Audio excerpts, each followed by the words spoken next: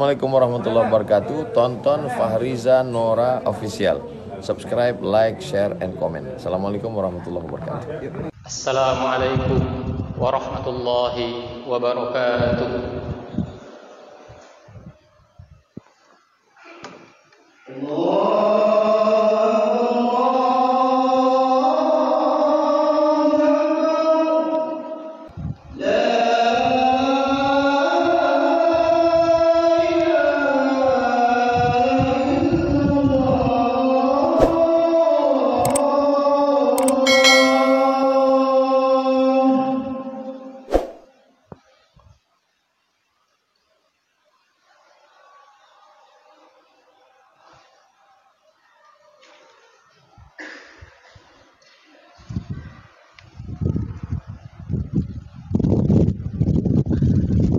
Alhamdulillahi Rabbil Alamin Alladhi arsala rasulahu bilhuda wa dinil haqq yudhhiruhu ala ad-dini kullihi wa kafa billahi shahida. Ashhadu an la ilaha illallah wahdahu la sharika lah wa ashhadu anna Muhammadan abduhu wa rasuluhu alladhi la nabiyya ba'dahu. Allahumma fasalli wa sallim wa barik ala nabiyyina Muhammad sallallahu alaihi wa sallama tasliman katsira wa sallallahu ala alihi wa sahbihi ajma'in. Amma ba'du, fa ya ibadallah ittaqullaha haqqa tuqatih wa la tamutunna illa wa antum muslimun. فقال الله تعالى في كتابه الكريم أعوذ بالله من الشيطان الرجيم بسم الله الرحمن الرحيم والفجر وليال عشر صدق الله العظيم. Sidang jamaah yang dirahmati Allah Subhanahu wa taala, tak terasa sudah hampir 2 pekan lamanya kita meninggalkan bulan yang dimuliakan oleh Allah Subhanahu wa taala. Kita tidak tahu apakah tahun yang akan datang Allah kembali mempertemukan kita dengan bulan Ramadan atau tidak. Namun yang jelas, selepas Ramadan kita berharap, berdoa kepada Allah Subhanahu wa taala, selain Allah menerima amal-amal ibadah yang kita kerjakan di bulan Ramadan, kita juga berharap agar tahun yang akan datang Allah kembali mempertemukan kita dengan bulan yang mulia ini.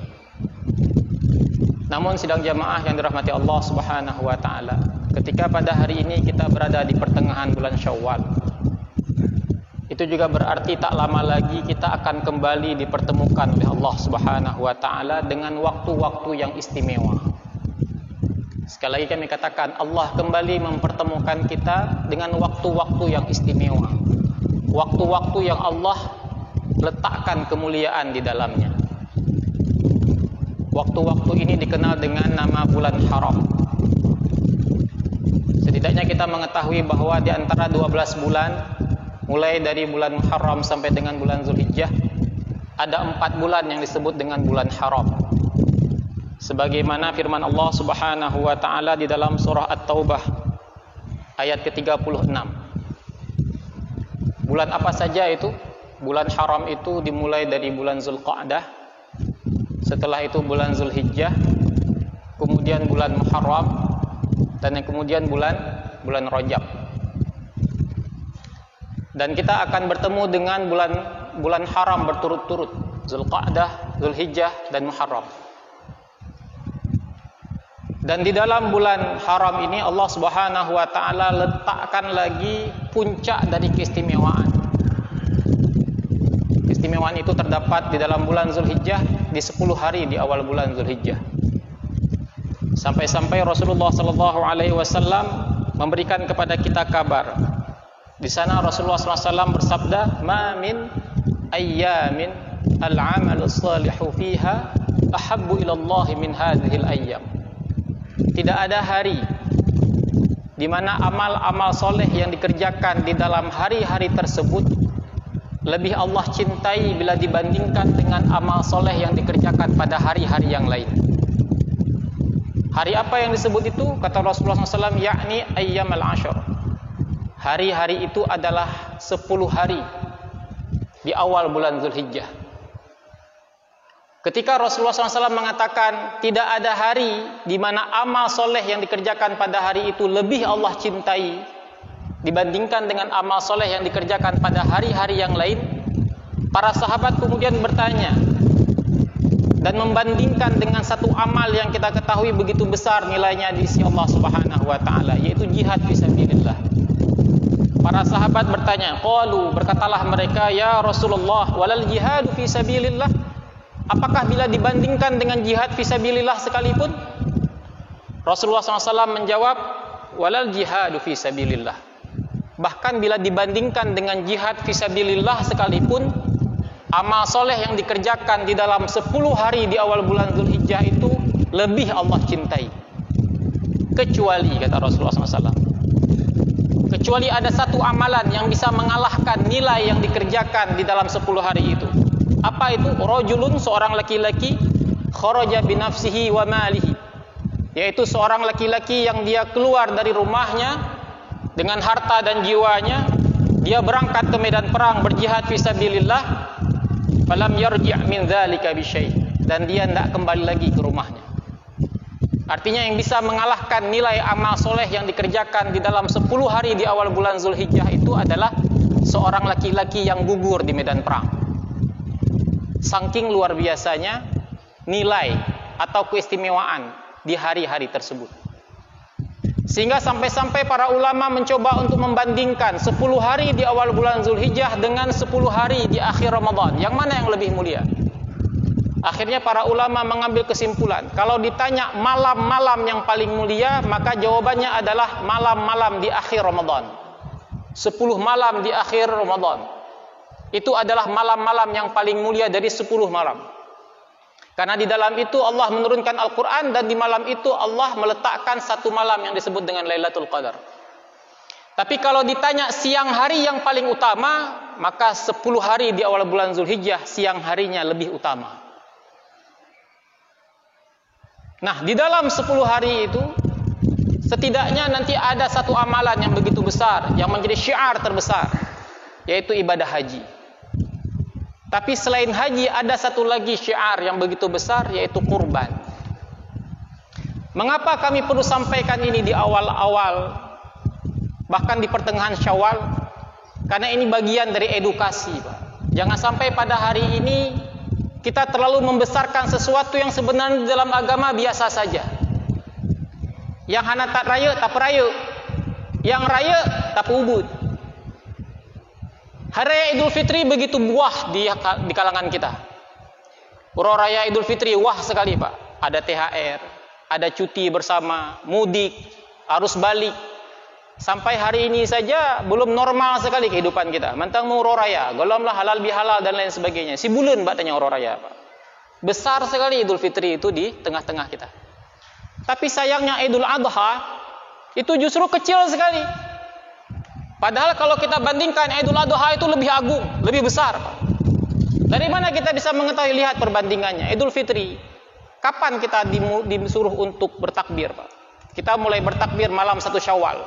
Terbenam matahari kita mulai bertakbir setelah sholat maghrib. Sampai kapan? Sampai pelaksanaan sholat Idul Fitri besok paginya. Leho kahanale. Waktu zuhur masih ada takbir, tidak ada lagi. Sudah seperti biasa. Nabi dulu tahun ketiga Hijriyah 1 Syawal berlebaran, 3 Syawal sudah berangkat ke Uhud, Pak, medan perang, pergi perang, Pak. Nabi hana pegah sahabat, prehle mentang leuro raya, kalau habis kuih lah, udah jam perang. Nggak, hari ketiga sudah berangkat perang, sudah seperti biasa lagi, kehidupannya sudah normal lagi. Tapi Idul Adha, mulai kapan kita disuruh bertakbir, Pak?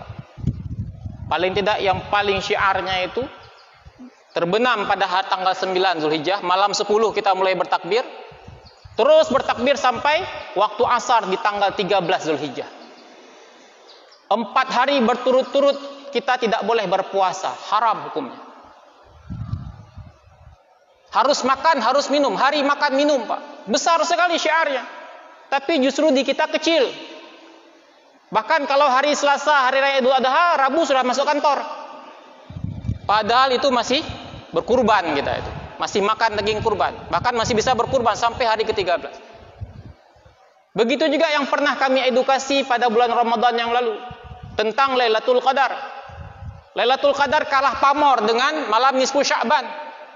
Nisfu Sya'ban ramai orang, Pak, melakukan ibadah. Tapi Lailatul Qadar, menyambut Lailatul Qadar sepi masjid. Sehingga perlu kita edukasi, Pak, agar kita mengetahui yang mana yang seperlunya kita agungkan, yang mana yang perlu kita agungkan dalam agama ini. Bahkan bulan Zulhijjah itu bulan haram. Dulu tidak boleh perang.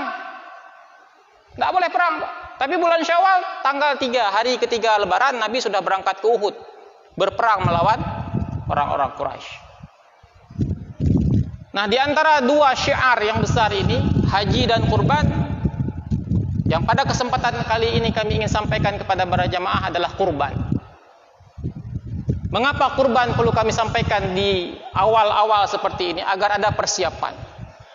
Karena kalau kita perhatikan, kurban itu heboh di kita, Pak. Sebentar lagi di masjid itu, di depan masjid Islamic Center, Taman Riyadhah, sudah ada kambing-kambing di situ. Sudah ada orang jual dadakan kambing di sana. Sudah tahu kita sebentar lagi hari raya kurban. Masjid-masjid sudah mulai mencari, membentuk panitia kurban, Pak. Nampak heboh sebenarnya. Tapi kalau kita perhatikan, Pak, jumlah orang yang berkurban masih sedikit ternyata. Kami mencoba untuk melakukan survei kecil-kecilan, membandingkan antara satu kampung dengan kampung yang lain. Ketika kita tanya, padu buah lemah ini, 20, 10, 15, seolah-olah banyak. Tapi kalau kita bandingkan dengan jumlah penduduk, dengan jumlah kakak, rata-rata, Pak, persentase yang berkurban itu tidak sampai 10%. Tidak sampai 10%. Coba bandingkan nanti Hagus Selatan, berapa yang berkurban? Berapa jumlah penduduknya? Makin pelosok makin tidak ada, Pak. Bahkan ada satu kampung masih droh hana kurban. Ke Nurung Gasin Mendung. Tajak bahasa boh kampung hana kurban hino dengku. Nejo padu-padu boh tumpuk si kurban. Pekan hana urut kurban. Padahal kita beli lembu dengan dia, Pak. Waktu kita tanya yang supo lemahnya, lemah lun. Supo kambing lun. Tapi yang berkurban tak ada. Tidak sampai 10%. Paling banyak 20%. Sementara kalau kita lihat rumah-rumah mewah berjajar, Pak. Kalau kita lihat data fakir miskin, tidak sebanyak itu, tidak sampai setengah di kampung itu. Tapi yang berkurban sedikit sekali. Justru lebih banyak yang minta si kurban, Pak. Hebohnya itu ketika mengambil daging kurban. Yang berkurban, orang yang berkurban ini berlindung di balik hukum. Kurbannya kan sunat. Hana perleta mengabihinan. Bahkan yang mengerikan lagi, ada yang mengatakan puta kurban, hanse pek, hana pek. Inilah persoalannya, Pak. Yang pertama, kurban itu adalah perintah yang begitu agung, Pak. Itu napak tilas dari Nabi Ibrahim alaihissalam. Allah abadikan pengorbanan Nabi Ibrahim itu sampai dengan hari kiamat nanti, Pak. Itu adalah simbol pengorbanan di hadapan Allah Subhanahu wa taala. Agung sekali itu, Pak. Bahkan saking agungnya perintah kurban itu, ada di antara ulama yang mewajibkan, mengatakan kurban itu wajib hukumnya. Bukan sekali seumur hidup, tapi setiap tahun. Kalaupun sunnah hukumnya, itu sunnah yang sangat kuat, Pak. Sangat dianjurkan. Sehingga Nabi mengancam, barang siapa ada kelapangan tapi dia tidak mau berkurban, jangan dekat-dekat dengan mushola kami. Jangan dekat-dekat dengan tempat sholat kami. Sama seperti sholat jamaah juga di masjid, Pak. Ada yang mengatakan sunnah, ada yang mengatakan wajib. Yang mengatakan sunnah, sunnahnya sangat dianjurkan. Sampai-sampai Nabi mengancam orang-orang yang tinggal di sekitar masjid, tidak pergi sholat berjamaah itu dibakar, Pak. Begitu juga dengan kurban.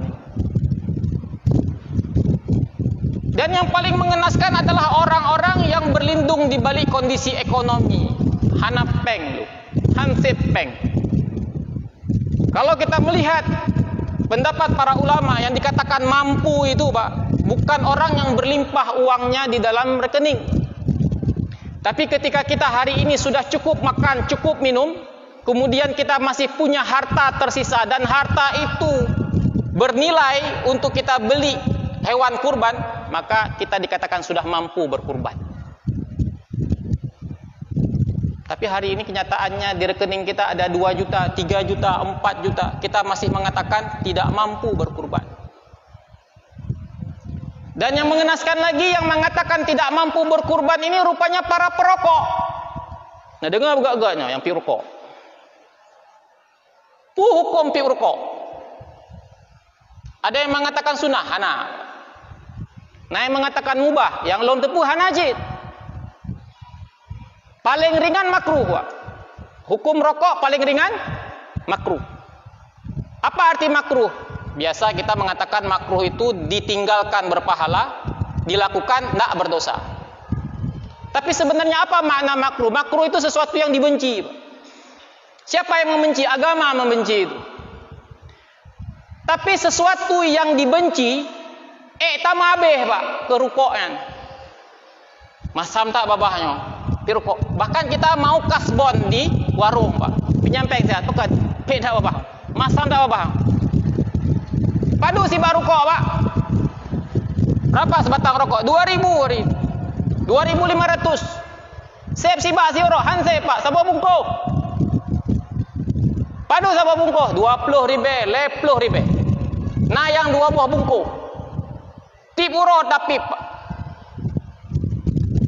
Tapi ketika berbicara kurban, datang perintah kurban, si rapi rokok.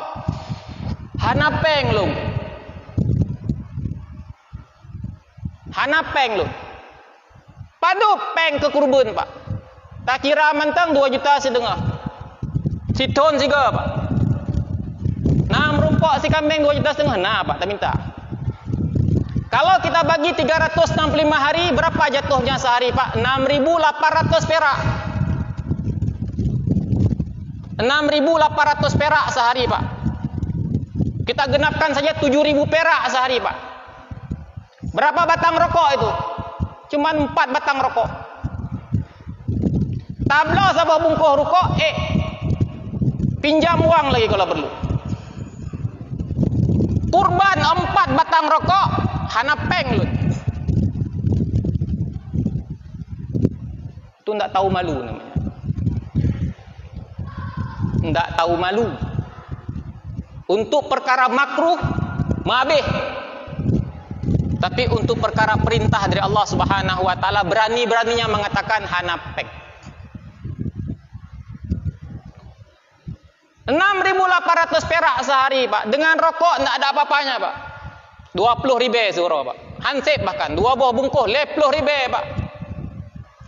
Espresso kita sehari, Pak, 10.000, Pak. Tajak bak kedai kopi ulai karing 5.000 sabuh gelah, Pak. 6.800 enggak ada apa-apa aja dengan kuota pulsa kita, Pak. Tapi sayangnya kita berani-beraninya mengatakan enggak ada uang. Dan yang lebih tak tahu malu lagi, sudah tak berkurban. Ketika hari kurban, datang ke panitia kurban, sabuh tumpuk. Minta loh. Hansep sabuh tumpuk 2 nah. Lebih tumpuk nah. Itu lebih tak tahu malu lagi. Dan ternyata kalau kita perhatikan, kurban ini ternyata bukan urusan kaya tak kaya. Tapi urusan mau tak mau. Sekitar 10 tahun yang lalu, teman kami bercerita langsung kepada kami, Pak. Ketika beliau bertemu dengan seorang laki-laki tua, Pak. Buta sebelah matanya. Menjual sapu lidi, Pak. Di Biren ketemunya. Pah di Kemeligo Birennya, Pak. Beliau menceritakan jam 11 siang, Pak. Tengah tarik uro, Pak. Mekat sampoh, Pak. Satu sapu lidi 10.000, Pak. Golom na yang belo, Pak. Golom na lagut mesaboh, Pak. Akhirnya karena kasihan kawan kami beli. Sering saya cerita ini di mimbar-mimbar, Pak, untuk menyentil kita. Saking kasihannya ndak satu dia beli, 2, Pak, 2 sapu dia beli, 20.000. Dikasih uang, Pak, 20.000. Anehnya sang kakek ini memisahkan uangnya, Pak. 10.000 yang satu ditaruh di plastik yang satu lagi di plastik yang lain dipisah, Pak. Pegang mekleh, Pak. Ditanya sama kawan kami, "Kek, itu uang kok dipisah 20.000?" Si kakek ini mengatakan, "Nyo peng ke pajo bulung ronyo. Yang nyan ke kurban lung tonyo." Uang itu untuk kurban saya tahun ini, Pak. Siapa dia? Kakek tua buta sebelah jual sapu lidi, Pak. Baru laku hari itu, Pak. 2 sapu lidi. Langsung dia pisahkan uangnya, Pak. Berkurban. Kesempatan yang lain teman kami cerita, ada seorang ibu jual gorengan, Pak. Mekat bada goreng, mekat bakwan, Pak. Padu peng, Pak, urung mekat bada goreng. Tapi karena dia punya azam, punya tekad, dia niatkan, Pak. Setiap 4 gorengan yang laku untuk kurban. Sabuah bakwan 1,000, put buah bakwan dapat kurban. Apakah mereka kaya? Tidak kaya, Pak. Bahkan mungkin mereka lebih berhak daripada kita mendapatkan daging kurban. Tapi mereka berkurban. Manyo yang PNS-nya, hana malai pegah hana pek.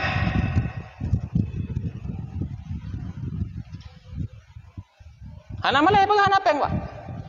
Hayu tak jabang gede kupilong kontraktor. Tendernya tender je. Wate terus perintah kurban hana pek. Itu yang kami katakan tak tahu malu hari ini. Dan bisa jadi ini adalah cerminan orang-orang tak tahu malu yang menghancurkan negeri ini, Pak. Hana malele urung jeno. Bak gaya pehayu ro, pekaya ro. Wate katro perintah dari Allah Subhanahu wa taala pegasin ro. Wajar kalau kemudian kita susah, Pak. Hidup kita susah. Kenapa? Kita yang mengatakan long hana peng, hansep peng. Kita sendiri yang mengatakan itu kepada Allah Subhanahu wa taala. Itulah mengapa pada hari ini kami mulai menyuarakan ini. Sehingga orang-orang yang masih terketuk hatinya hilangkan itu, Pak. Jangan sampai kita tahun demi tahun tak punya malu di hadapan Allah Subhanahu wa taala. Napeng padu peng 5 juta dengku dipat di rekening. Cuman nyan kan dengku kan ke sikulana pajan anu tambang sikula 5 ton ku 5 ton urus harabai. Cerita 5 tahun yang akan datang dia udah bicara sekarang. Apakah dia tidak punya keyakinan ketika kita melakukan sesuatu karena Allah Subhanahu wa taala, Allah akan ganti. Allah akan berikan kecukupan. Jadi jangan sampai kita setiap tahun mendengarkan cerita Nabi Ibrahim. Nabi Ibrahim rela mengorbankan anaknya, kemudian dengan kuasa Allah, Allah mengganti dengan kibas. Tak dengar lagi dongeng sagai. Hantomna keyakinan batanya, wate tak pegatnya karena perintah Allah, Allah pasti ganti. Hana apa? Maka pulang ceritanya. Untuk apa cerita itu? Apakah cerita itu hanya dongeng sama kita? Tidak. Itu kisah nyata. Dan justru kalau kita ingin mendapatkan rasa pengorbanan itu justru enggak menunggu kaya, Pak. Justru ketika kita pas-pasan, kita masih rela menyisihkan sebagian uang kita untuk berkurban, di situ baru terasa, Pak, hakikat dari pengorbanan. Beda jauh, Pak, kalau kita punya uang di rekening sekarang 1 miliar, kita keluarkan 3 juta enggak terasa, Pak. Tapi justru ketika kita pas-pasan, Pak, dihadapkan pada banyak keinginan, gonto HP, ganto baje, ganto motor, tapi kemudian kita sisihkan semua keinginan-keinginan itu untuk berkurban, terasa, Pak.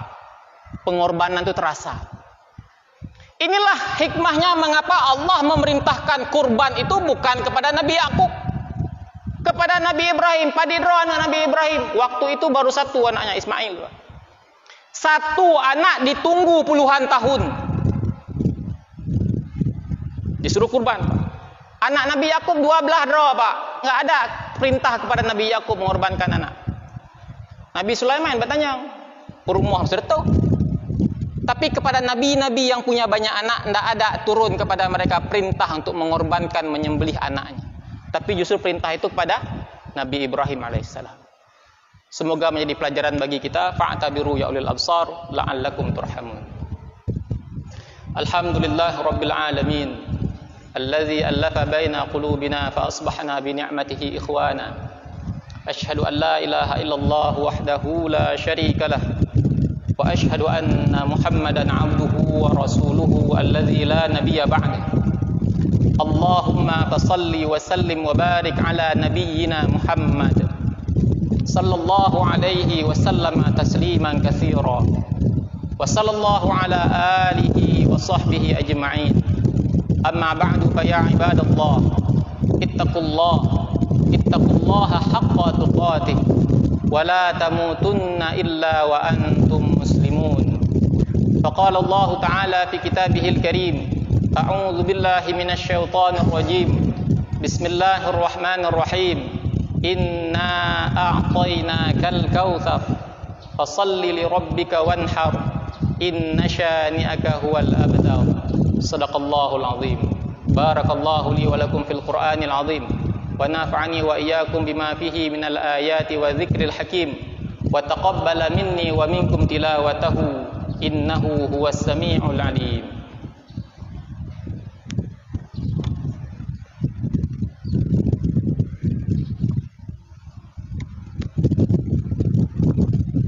الحمد لله رب العالمين الذي أرسل رسوله بالهدى ودين الحق ليظهره على الدين كله وكفى بالله شهيدا. أشهد أن لا إله إلا الله وحده لا شريك له، وأشهد أن محمدا عبده ورسوله الذي لا نبي بعده. اللهم فصل وسلم وبارك على نبينا محمد صلى الله عليه وسلم تسليما كثيرا، وصلى الله على آله وصحبه أجمعين. أما بعد، فيا عباد الله اتقوا الله وقولوا قولا سديدا يصلح لكم أعمالكم ويغفر لكم ذنوبكم، ومن يطع الله ورسوله فقد فاز فوزا عظيما. فقال الله تعالى في كتابه الكريم: أعوذ بالله من الشيطان الرجيم. بسم الله الرحمن الرحيم. قل هو الله أحد الله الصمد لم يلد ولم يولد ولم يكن له كفوا أحد. اللهم اغفر للمؤمنين والمؤمنات والمسلمين والمسلمات الأحياء منهم والأموات برحمتك يا أرحم الراحمين. ربنا ظلمنا أنفسنا وإن لم تغفر لنا وترحمنا لنكونن من الخاسرين. ربنا فاغفر لنا ذنوبنا وكفر عنا سيئاتنا وتوفنا مع الأبرار. ربنا آتنا في الدنيا حسنة وفي الآخرة حسنة وقنا عذاب النار. والحمد لله رب العالمين. أقم الصلاة.